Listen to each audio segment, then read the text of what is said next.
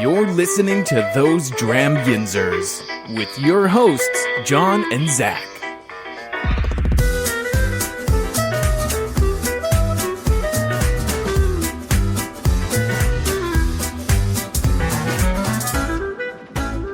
Hey everyone, I'm John. Still not Zach.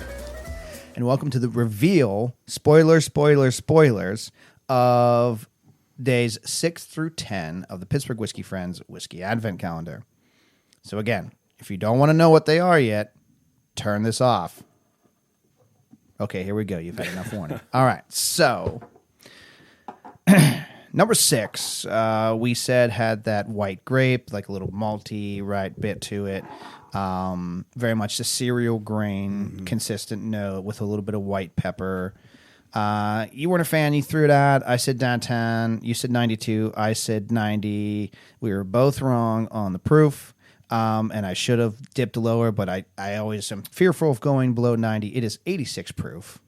43%. Wow. Okay. Suntory World Whiskey. AO. A0, whatever this one is. Wait, is that oh, that's Legion. That is the Japanese bourbon blend, correct? Mm-hmm. All right, hold on. Let me look it up on my pocket computer here.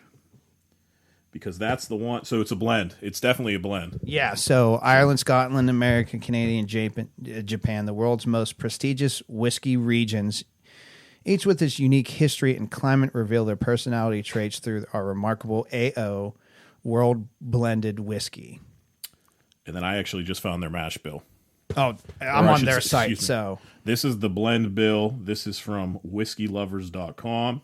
So, and this may not be accurate. So, if you can find something, I have whatever their site. But go ahead. Do what their site says. So there's no percentage. It just lists the 5 major regions and what's there. So, like for instance, Yamazaki and Hakushu. Yep.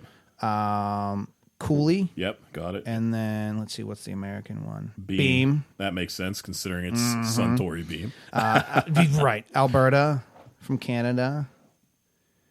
And Ardmore. Son of a bitch. Ardmore. So there's the peat, right? Like I was saying, all it takes is one barrel. And Ardmore is one of my favorite Highland distilleries, if not my favorite Highland distillery.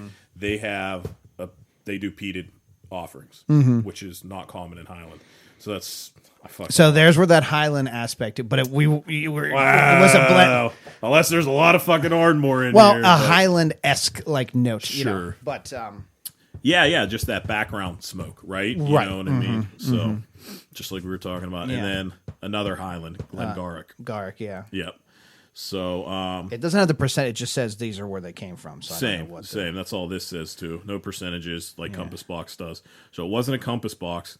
This is just a whiskey gangbang. Yep. Kind of in vogue with Boggers United, right? Like we want to take the world for sure. United around Pete. Yeah. But yeah, that's awesome to see Ardmore in there. That's so funny because that is genuinely one of my favorite. Everybody always shits on me for it. It's not a well-known distillery. Their core offerings are absolute garbage, but they're single barrels they're single casks, I should say. We're sophisticated in the Scotch world. No barrels, casks only.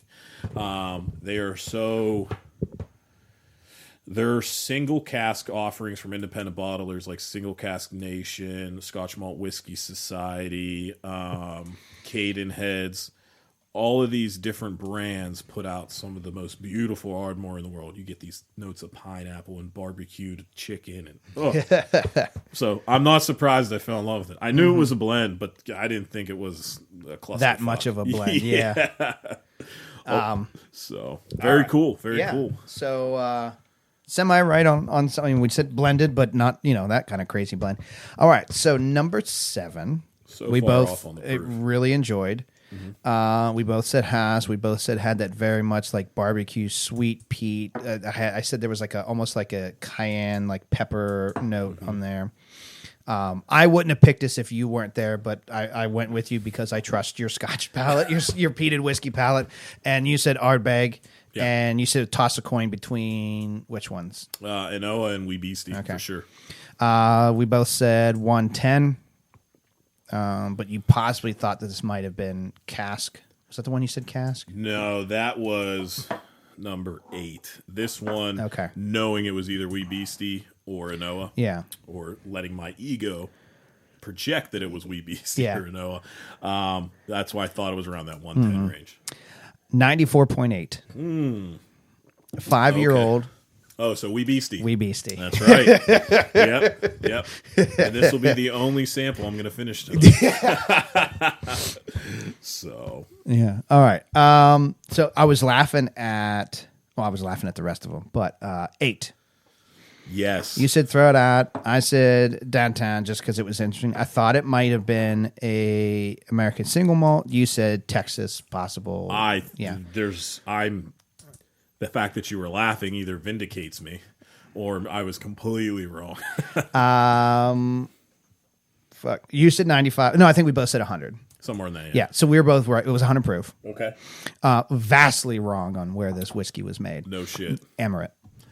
Indian Fusion. fucking Scotch whiskey. Emirate Fusion. Yeah. I can't really call it Scotch-esque whiskey. Son of a bitch. That makes sense. They have a hot but humid climate. Yeah. But it's a very hot, rapid. I only had one other Emirate, and I don't remember if it was or what it was. I've had a couple Emirates now. Darren Schilberg in the group. So it was a single malt, just not American. Yeah. Not goddamn Americans and goddamn Indian whiskey.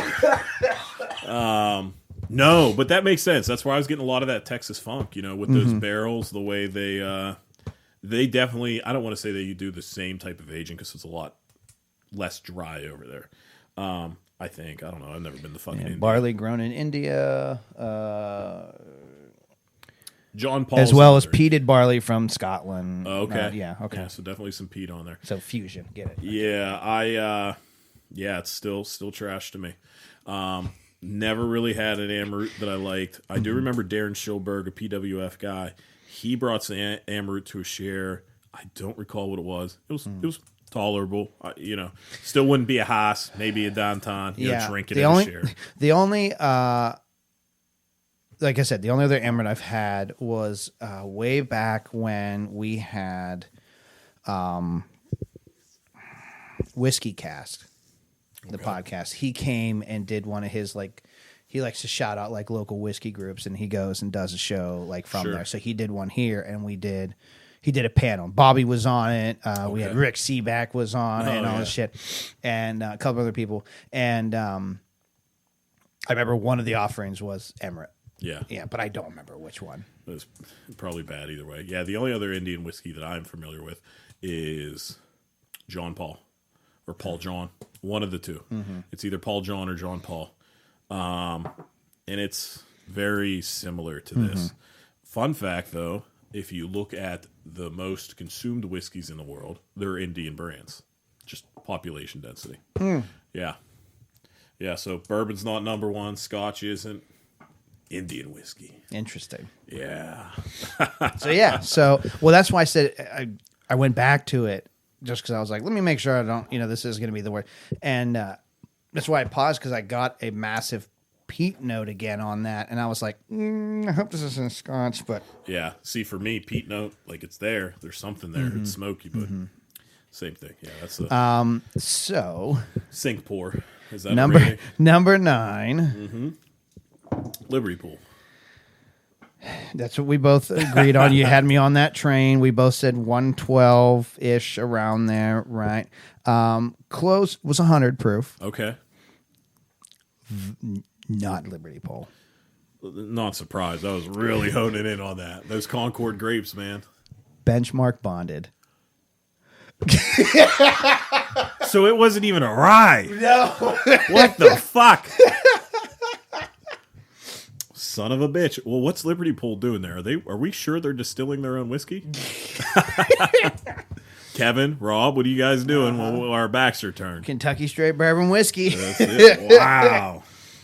Wow, I put that over a Scotch. Well, sort of a Scotch. No, but, that was a fantastic pour. Yeah.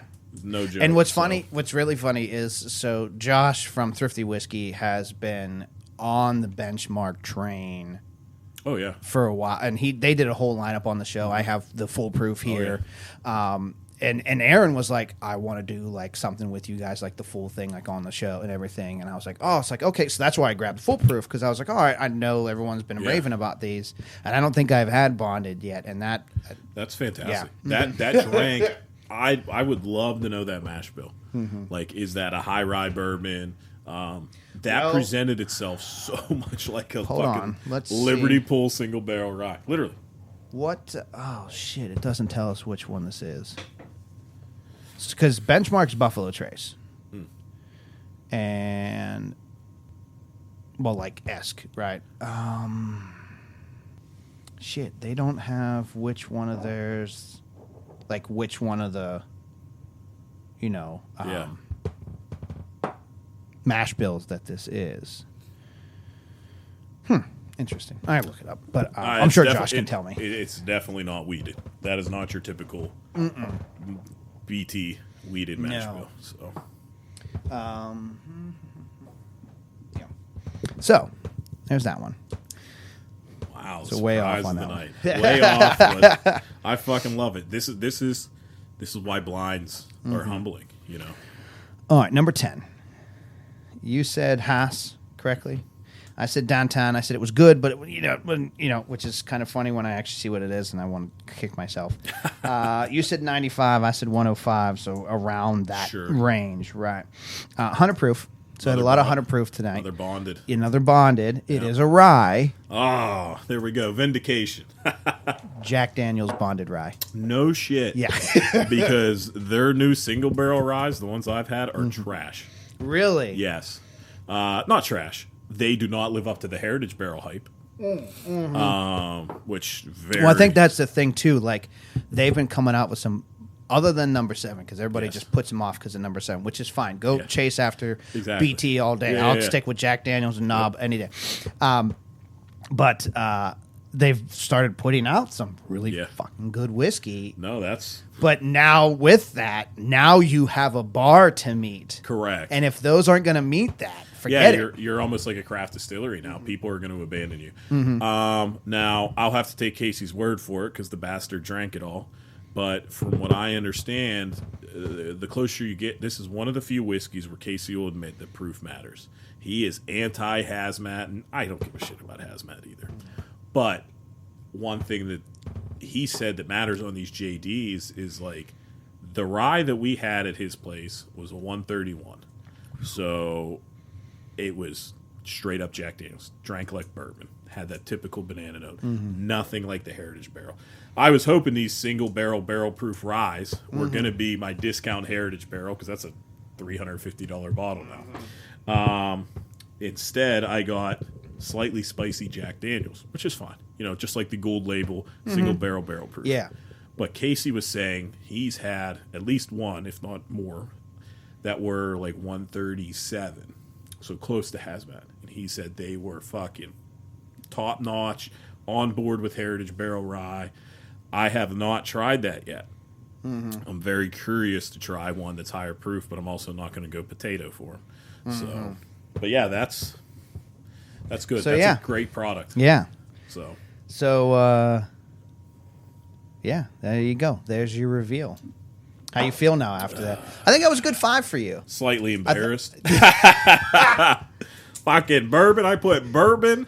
Well, to be fair, the only Scotch that was in this lineup was number first. 1. Yeah. And then I put a bourbon number 2 over a rye. Yeah, I still stand by my lineup. Those were, of the 5 whiskeys, those were definitely in the correct order for me, at least. The Suntory it was good.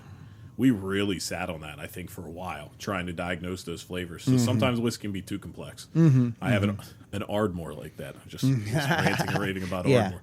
I have an Ardmore finished in mezcal. I think it's mezcal. It's either tequila or mezcal barrels. And it just makes you think too fucking much. You know what I mean? So I generously say it is a whiskey nerd's whiskey.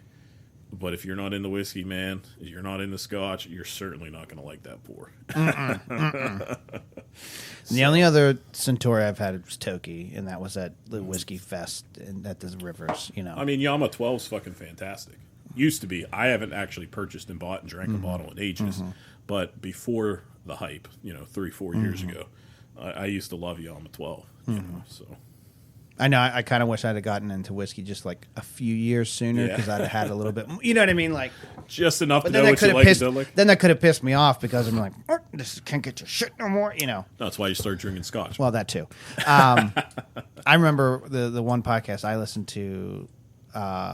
They were very big fans of Booker's, and that was right when I was getting into it. They were like, it was starting its price hike of going up and up and up and up in cost. You know what I mean? Yeah. And they're like, it's not worth it.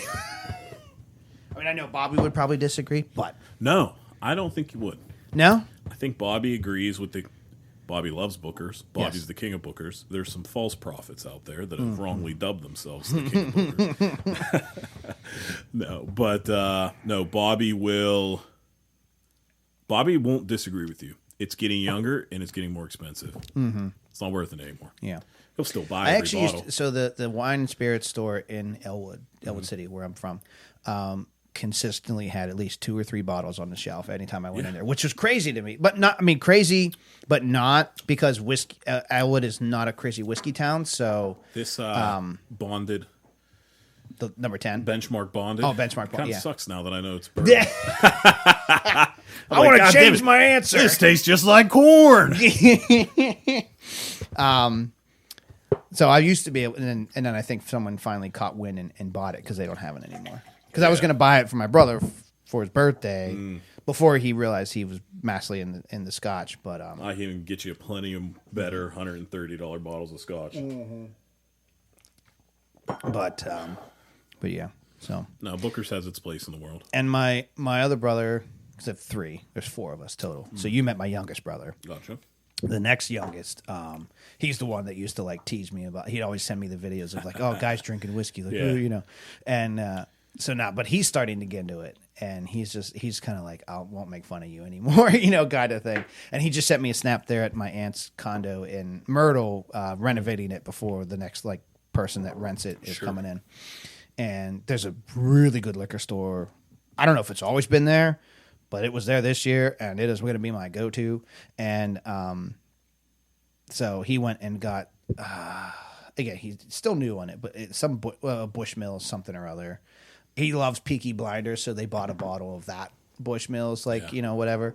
And but I tried it, and I was like, okay, I like the show too. I would get it because it's not that like crazy. I've had the Peaky Blinders Bushmills. Yeah. And so I don't know if that's what he was drinking because he was like, I finished this bottle. And he goes, I'm going to go buy another one before we drive home. And I don't know if it was that one. He just said this Bushmill, so I don't know which one he grabbed. But he's, and then he was like, he was teasing his other, and I was like, no, you can't tease people, you know, because I was like, drink however you fucking like, and I don't give a shit, you know, especially if you bought it. And he was like getting on his buddy's case because they were like, I don't know, put it on ice or something like that. And I was like, I don't fucking care. And but he was like, yeah, and he was like $100 bottle, and I was like, I don't fucking have. And he said he bought it was the I got it back there, the Steeler whiskey. Oh, the Dubliner. Yeah, that's that much. No, it shouldn't be. So I don't know where he got it, but he's like, he said he paid $100 for it. I said, you fucking overpaid for that. Right, that's $60. Yeah, and that's about all I go up to it. Yeah, it's right next to a Steeler bar in Myrtle. Was where the liquor store was. Exactly. They got Bradshaw bourbon for $1.50. You know. Yeah. Hey, how dare you? Bradshaw bourbon is a treasure. And I was like, well, he overpaid for that. Yeah. Hey, I've overpaid. Oh, me too. For pretty much every bottle I own. You know what I mean? So in the grand scheme of things, especially for me, getting into Scotch. Well, yeah.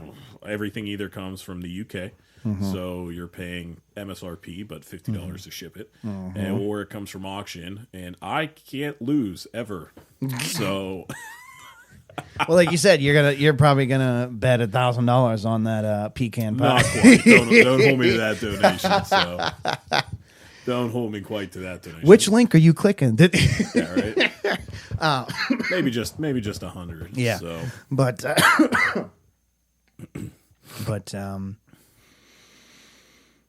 Yeah. Okay. Well, hey, again, Brian, thanks for coming down. Thanks for joining me. Looking forward to having you back more often to dive into the amazing world that is peated whiskey. Mm-hmm. I like that you say peated whiskey and not like just Scotch. Like, well, so we actually, if you go on to our Boggers United Facebook group, we have a definition for a bogger, and it actually, yes, is centric around peated whiskey. That's the most common type. But we welcome all smoky whiskey. So mesquite smoked, your mortal enemy brimstone. You know what I mean? If it's smoky, we enjoy it. If it's something different, like Liberty Pools peated, offerings are just so cool. Such a good. Well, that's what I say. I like that you say peated whiskey because that opens up a lot more than just saying Scotch. Yeah, parentheses around the E because America spells it. Yeah. But all right. Well, hey, thanks again. Really enjoyed it. Thanks for having me. Yeah, you're welcome back anytime. Yeah, so... see you in about another 18 months yeah, for the Octomore episode? Yeah, pretty much, right. All right, well, I guess there's only one thing left to do. Brian, sir, as always, cheers to you, man. Cheers to you.